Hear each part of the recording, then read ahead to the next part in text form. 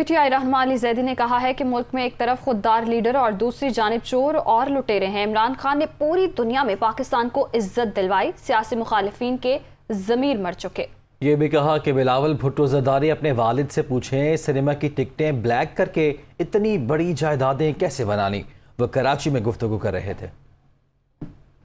ایک طرف ایک وفادار، دیانتدار، ایماندار اور خوددار لیڈر ہے، اور دوسری طرف یہ بھیکاری، چور، لٹیرے، قاتل، اور یہاں خان ہے جس کے بارے میں دنیا لکھ رہی ہے کہ خوددار اور وفادار اور ایماندار، لیکن یہ ڈاکو جو ہمارے ملک میں بیٹھے ہیں ان کا تو ضمیر، یہ ضمیر فروش، یہ ضمیر مرے ہوئے ضمیر کے لوگ ہیں، ان کا ضمیر ہی کوئی نہیں ہے۔ ایک بنا ضمیر سو گیا وہ اٹھ بھی سکتا ہے، ان کا ضمیر مر گیا ہے کیونکہ حرام کھا کھا کے یہ اتنے بڑے ہو گئے ہیں۔ اس ملک کا حال یہ بھی ہے کہ جس شخص نے زندگی میں 5 منٹ کی نوکری نہیں کی، 1 روپیہ حلال کا نہیں کمایا، بیمبینو سینما کے ٹکٹ بلیک کرنے والے اپنے والد سے یہ تو پوچھ لیتا کہ اتنی بڑی جائیدادیں آپ نے کہاں سے بنائی، اسی پہ کھا رہا ہے، عجیب عجیب تقریریں کرتا ہے، وہ آپ کے ملک کا فورن منسٹر بن گیا۔